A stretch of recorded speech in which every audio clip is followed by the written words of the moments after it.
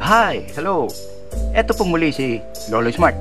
Ang topic po natin ngayon ay itong ventilador na to. At ang sabi po noong nagdala, yung may-ari, yung daw number 3, yung pinakamahina. At yung pinakamahina, halos wala na pong maramdaman. So ayan ang ating tatrabahunin. Ngayon na ho yan, dito sa video na to. Huwag po kayong bibitiw. Magbabalik po si Lolo Smart.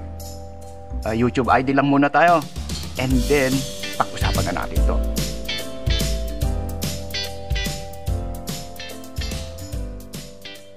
Bago tayo magpatuloy, paalala lang po, remember to subscribe.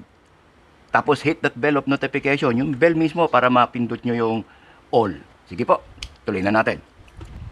Tatapat ko lang sa inyo. Pa-plug ko lang. Testing. Number 1. Ay, ang bagal nga. Wala ho siyang pick up. Wala halos maramdaman nga. Napakahina, napakabagal. Tingnan ho natin sa number 3. Ito ang number 3. Oo nga naman, ito ang number 1. Dati ito ang number 1 eh. Okay. Ang sira po nito ay may dalawang klase na pwedeng panggalingan. Una, capacitor, which is laging ganon, ano? Karamihan ho ng ganitong problema, capacitor, palit bago. O kaya, magkasama sila, stator coil, yung rewind, at saka yung capacitor. Magkasabay. Pero, very seldom yon. So, buksan ko na. Teka pala. Ito pala. Maganda naman ang ikot niya. Hindi naman siya yung biglang hinto. Tsaka maluwag. Hindi naman ho mahigpit. So, may langis-langis to. Pero lalagyan ko na rin on. E di, baklasin ko na itong likod. Yan.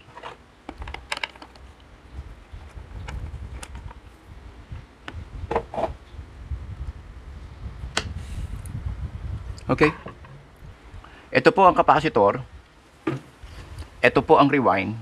Minsan, magkasabay ho ito. Sira na itong rewind. Damay ho ang capacitor.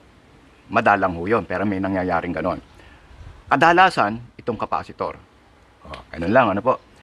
Ngayon, kakalasin ko to. Titesterin natin. Kukuha ako ng bago. Titesterin ko din. Papakita ko sa inyo.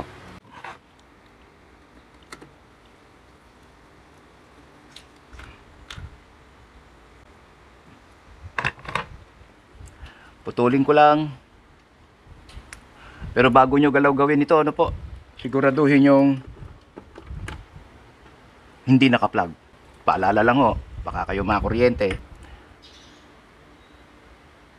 Yan. Ito po yung capacitor. At sa pagtitesting ho nito, kung bad or good, ito po. Ang gagamitin natin tester ay yung pong 360 TR. Yung merong pumapalo, ano po. Sa tester, ilalagay ho ninyo ito, yung pointer, sa times 1K. Para kitang-kita mo kung anong klaseng galaw meron yung needle. Siya nga pala, meron na po tayong video ng paano ba gumamit nito. Paano mag-testing ng continuity testing, paano gumamit nito. Meron na po tayong video nun. Lalagay ko po yung link dyan sa video description para nang sa ganun click nyo na lang. Okay, times 1K, walang galaw, testingin natin, tester kung gumagana o hindi. Tester is good. Okay. Wala naman ng kuryente to, pero shortin mo na lang din. Now, wala pong polarity ito, yung red niya tsaka yung black, wala pong ibig sabihin yon kasi non-polar ho itong capacitor na to. Now, pagtitesting niya, kung gusto mo, unahin mo muna yung black at pagkatapos, yan ho, dapat gumalaw. Pero babalik. Pagbalik ko niya, it means good. Papalo bahagya, hindi ho aabot dito. Aabot lang siguro mga nandito, hanggang dyan. Hindi ho aabot hanggang doon. At pagpalo niyang ganon, babalik yon. At pagbalik, diretso dito sa zero. Kung saan siya galing. Yun ang good. Maliban doon, bad ang capacitor. So, testing. 1, 2, go. Ay, naku, mukhang bad ah. Nakita nyo, hindi gumalaw. Dito tayo. O, gumalaw konti. Ulit-ulit.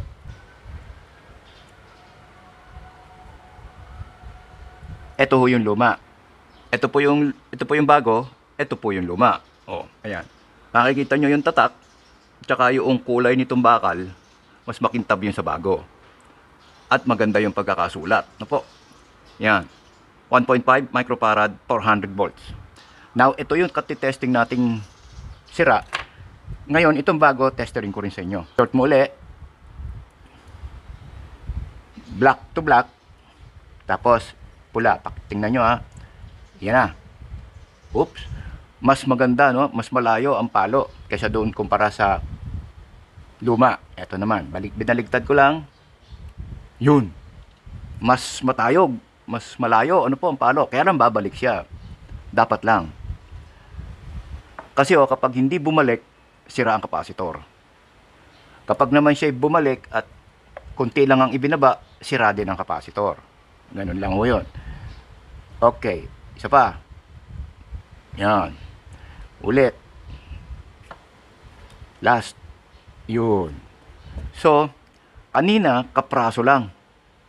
Kaya naman, pwede. Dahil pwede may kaprasong palo kasi maandar pa eh.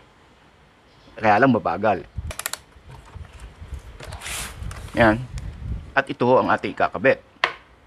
Bago ko po ikabit ito, ay nais ko po sanang magpasalamat sa lahat ng subscribers natin ng ni Lolo Smart na masugid na nanunood, sumusubaybay. Pangalawa, comment below kung ano man ang gusto nyong itanong, may kaugnayan po sa ating tinatalakay. Hani po, like the video.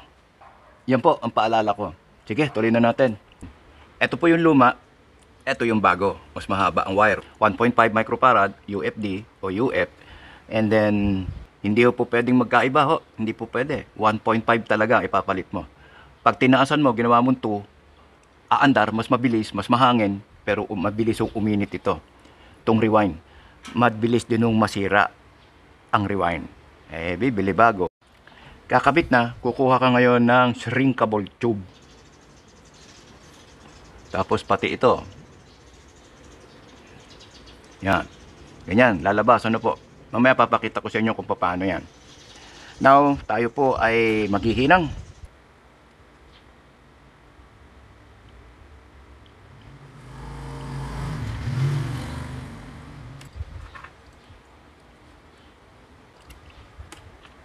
Nakabit ko na po. Para walang problema, pula sa pula. Bagamat pwede naman nung baligtad yan. Pula sa itim, okay lang.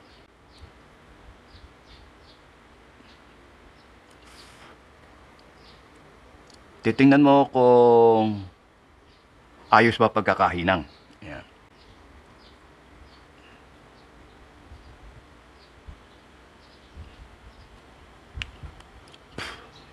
Inspeksyonin mo kung nakakapit ba yung tingga, yung panghinang, yung nalulusaw.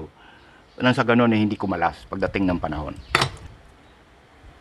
Tataas natin to. Yun hong dugtong, lalagay mo sa bandang gitna. Yan. Saka mo ngayon, papainitan. Iikom ho yan, iikom. Yan. Kakapit, hihigpit ang kapit. Ayan na. Ayan ang pinaka-tape mo. Walang problema, di ba?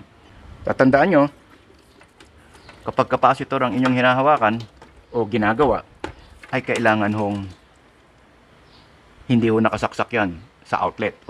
At makukuryente kayo. Sige.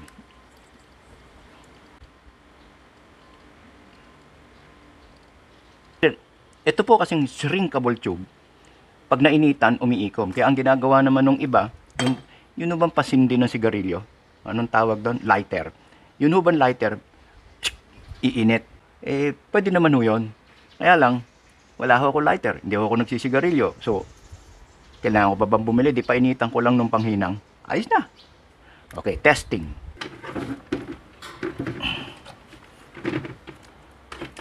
Lag ko po. Yan.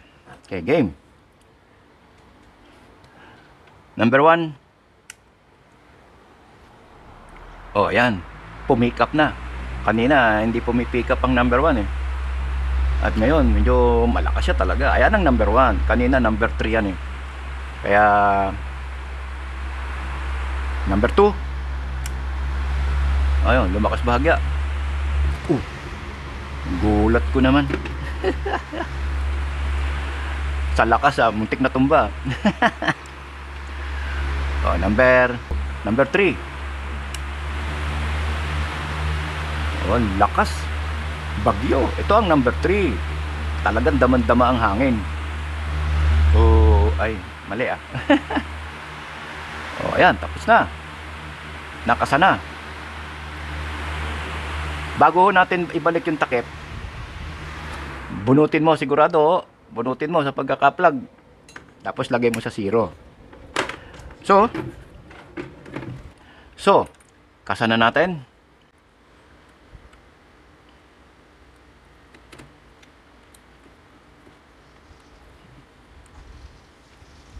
Yan. Lagay natin dito.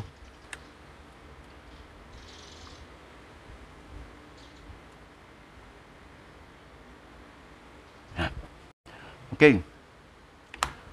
Tingnan pala natin kung nag-o-oscillate ito. Okay, game. Uy, bakit ayaw? Ay. Plug natin. Number 3.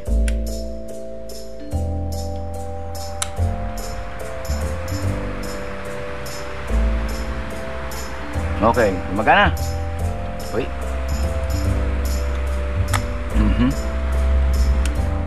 Pinatay. Bunutin. Ang pagkakasapo nito, meron pong tapat na tornilyo yan eh. Eto, itong butas na to. Yan. Pag hindi nyo na itapat itong butas na to, mahihirapan ho kayo. Para hindi ho tayo mahirapan, pasok mo to. Pagkapasok, yun yung dulo nito, papasok mo agad doon. Okay, tingnan natin. Lipin mo. Yun. Ayun, ay pasok na. Tapos, sa mo to.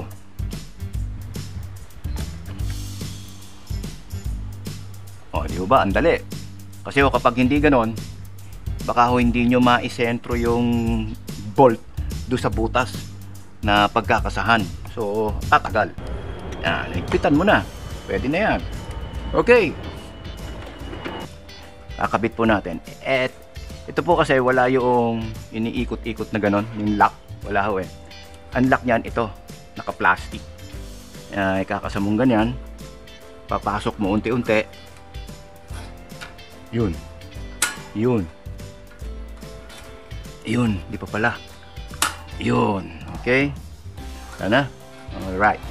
Diba? Yun. Nakalak na po. Okay. Testing. Number 1.